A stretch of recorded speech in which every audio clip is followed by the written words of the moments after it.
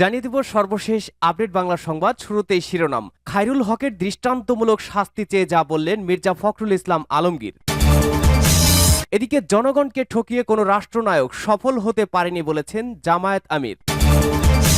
জানাবো মাইলস্টোনের ঘটনাকে পুঁজি করে আওয়ামী লীগ আবার পুনর্গঠিত হচ্ছে অভিযোগ হাসনাত আব্দুল্লাহর। এদিকে বিচারপতি খায়রুল হকের গ্রেপ্তার নিয়ে যা বললেন জামায়াত আমির।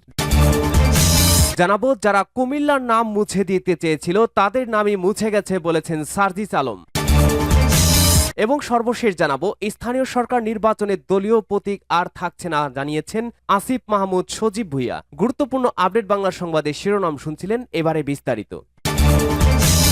খায়রুল হকের দৃষ্টান্তমূলক শাস্তি চেয়ে যা বললেন মির্জা ফখরুল ইসলাম আলমগীর। তত্ত্বাবধায়ক সরকার নিয়ে সাবেক প্রধান বিচারপতির খায়রুল হকের দেওয়ার রায় রাষ্ট্রবিরোধী ছিল বলে মন্তব্য করেছেন বিএনপি মহাসচিব মির্জা ফখরুল ইসলাম আলমগীর। পাশাপাশি আইন অনুযায়ী তার দৃষ্টান্তমূলক শাস্তির দাবি জানিয়ে বলেন, দেরিতে হলেও তার বিরুদ্ধে ব্যবস্থা নেওয়ায় আমরা সন্তুষ্ট। বৃহস্পতিবার 24 জুলাই দুপুরে গুলশানে বিএনপি চেয়ারপারসনের কার্যালয়ে এক জরুরি সংবাদ সম্মেলনে তিনি এসব কথা বলেন। মির্জা ফখরুল বলেন, খায়রুল হকের সেই রায়ের পর আওয়ামী লীগ তত্ত্বাবধায়ক সরকার বাতিল করেছে।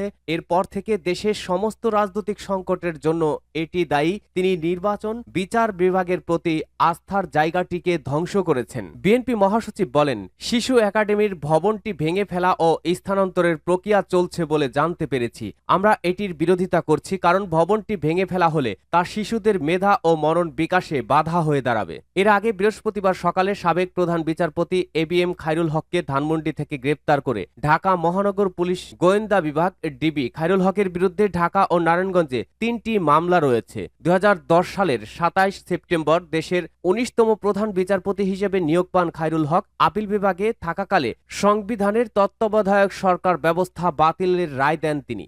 জনগণকে ঠকিয়ে কোনো রাষ্ট্রনায়ক সফল হতে পারেনি। বাংলাদেশ জামায়াতে ইসলামের আমির ডাক্তার শফিকুর রহমান বলেছেন, জনগণকে ঠকিয়ে কোনো রাষ্ট্রনায়ক সফল হতে পারেনি। অন্যায়, জুলুম ও দুর্নীতি করলে 14 গোষ্ঠী সহ পালাতে হয়। জামায়াতে ইসলামের 11 জন নেতা হাসতে হাসতে ফাঁসির কাস্টে ঝুলেছেন, কিন্তু কেউ দেশ ছেড়ে পালিয়ে যাননি। আমরা স্বচ্ছতায় আবৃত ছিলাম, ভবিষ্যতেও থাকব।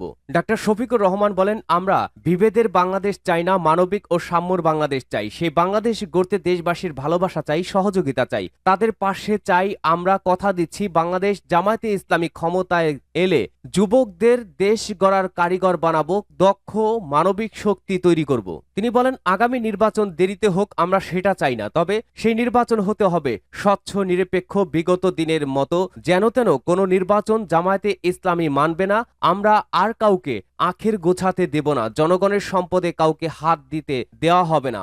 অনেক নির্যাতন নিপীড়নের পরও আমরা 5 আগস্টের পরবর্তী সময়ে ঐক্যের ডাক দিয়েছিলাম, কারণ আমরা দেশে স্থিতিশীলতা চাই। পতিত সরকারের সাধারণ সম্পাদক ওবায়দুল কাদের বলেছিলেন, গদি ছেড়ে দিলে দেশে একদিনে 5 লক্ষ লোক মারা যাবে। কিন্তু জামায়াতে ইসলামীর ধৈর্যের কারণে কোথাও সেই ধরনের পরিবেশ দেখিনি। আমরা ভিন্ন ধর্মের লোকদের নিরাপত্তা দিয়েছি, এখনো দিচ্ছি, অথচ বিগত সরকারের সময় ভিন্ন ধর্মের লোকজন সবচেয়ে বেশি নির্যাতিত হয়েছে। মাইলস্টোনের ঘটনাকে পুঁজি করে আওয়ামী লীগ আবারও পুনর্গঠিত হচ্ছে বললেন হাসনাত আব্দুল্লাহ। জাতীয় নাগরিক পার্টি এনসিপির দক্ষিণ অঞ্চলের মুখ্য সংগঠক হাসনাত আব্দুল্লাহ বলেছেন, আমরা ভেবেছিলাম ফ্যাসিবাদের পতন হয়েছে, কিন্তু আমরা দেখতে পেলাম মাইলস্টোনের ঘটনাকে পুঁজি করে আওয়ামী লীগ আবারও পুনর্গঠিত হচ্ছে। রাজনৈতিক দলগুলোকে আহ্বান করব, বাংলাদেশের স্বার্থে ফ্যাসিবাদ বিরোধী রাজনৈতিক দলগুলোকে ঐক্যবদ্ধভাবে আওয়ামী লীগকে মোকাবেলা করতে হবে। ব্রাহ্মণবাড়িয়া শহরের জাতীয় বীর আব্দুল কুদ্দুস মাখন পৌর মুক্ত মঞ্চ বৃহস্পতিবার 24 জুলাই দুপুরে জুলাই পদযাত্রা পরবর্তী সমাবেশে এসব কথা বলেন তিনি। হাসনাত আব্দুল্লাহ বলেন, শাসকরা আমাদের একটি ভঙ্গুর স্বাস্থ্য ব্যবস্থা দিয়ে গেছে।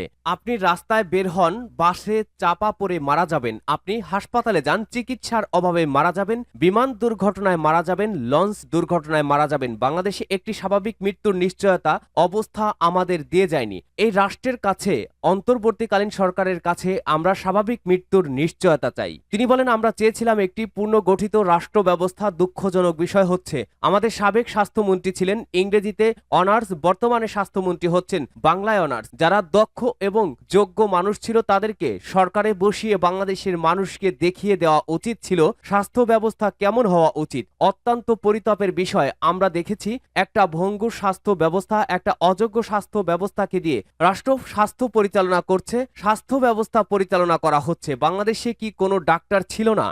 বিচারপতি খায়রুল হকের গ্রেপ্তার নিয়ে যা বললেন জামায়াত আমির। বৃহস্পতিবার 24 জুলাই সকালে রাজধানীর ধানমন্ডিতে নিজ বাসা থেকে গ্রেপ্তার করা হয় সাবেক প্রধান বিচারপতি এবিএম খায়রুল হককে। অবসরপ্রাপ্ত তার গ্রেপ্তারের পরপরই সামাজিক যোগাযোগ মাধ্যমে নিজের প্রতিক্রিয়া জানান জামায়াতে ইসলামীর আমির ডাক্তার শফিকুর রহমান। বেলা 12টার দিকে নিজের ভেরিফাইড ফেসবুক অ্যাকাউন্টে দেওয়া এক পোস্টে জামায়াত আমির বলেন, এবিএম খায়রুল হক ফ্যাসিস্ট আমলে প্রধান বিচারপতির দায়িত্বে ছিলেন না, কোনো মতেই তিনি তার দায়িত্বের মর্যাদা উপলব্ধি করেননি এবং আমানত রক্ষা করেননি। ওই পোস্টে তিনি আরো বলেন, এই মর্যাদাপূর্ণ চেয়ারে বসে ইতিপূর্বে কেউ দেশ ও জাতির এত বড় ক্ষতি করেনি। তার হঠকারী রায়ের মাধ্যমে রাজনৈতিক মাফিয়াদের হাতে গুম, খুন, লুণ্ঠন সহ সকল অপকর্মের লাইসেন্স ও হাতিয়ার তুলে দেওয়া হয়েছিল। জামায়াত আমির আরো বলেন, তাকে আইন শৃঙ্খলা রক্ষাকারী বাহিনী দেরিতে হলেও পাকড়াও করেছে। জাতি এখন তার সুষ্ঠু বিচার ও ন্যায্য শাস্তি দেখতে চায়। তার ক্ষেত্রে আমরা শুধু ন্যায় বিচারই প্রত্যাশা করি। ন্যায় বিচারেই তিনি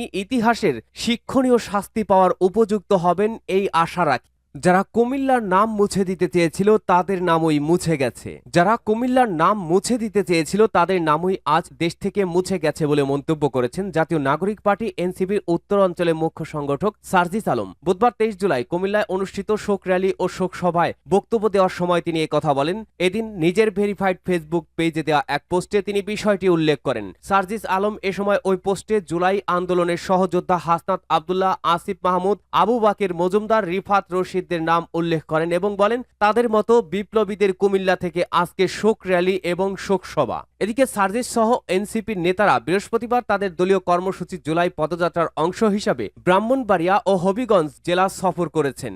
স্থানীয় সরকার নির্বাচনে দলীয় প্রতীক আর থাকছে না বলেছেন আসিফ মাহমুদ। স্থানীয় সরকার নির্বাচনে দলীয় প্রতীক থাকছে না বলে জানিয়েছেন স্থানীয় সরকার, পল্লী উন্নয়ন ও সমবায় মন্ত্রণালয়ের উপদেষ্টা আসিফ মাহমুদ সজীব ভুইয়া। বৃহস্পতিবার উপদেষ্টা পরিষদের বৈঠকে এ সংক্রান্ত আইনের সংশোধনী অনুমোদন হয়েছে। পরে নিজের ভেরিফাইড ফেসবুক পেজে এ তথ্য জানান উপদেষ্টা আসিফ মাহমুদ। তিনি জানান, স্থানীয় সরকার নির্বাচনে থাকছে না দলীয় প্রতীক। উপদেষ্টা পরিষদের বৈঠকে স্থানীয় সরকার বিভাগের উত্থাপিত এই সংক্রান্ত 4টি আইনের সংশোধনী অনুমোদন করা হয়েছে। পরে আরেক পোস্টে উপদেষ্টা আসিফ মাহমুদ জানান, সিটি কর্পোরেশন, পৌরসভা, উপজেলা পরিষদ ও ইউনিয়ন পরিষদ নির্বাচনে থাকছে না দলীয় প্রতীক।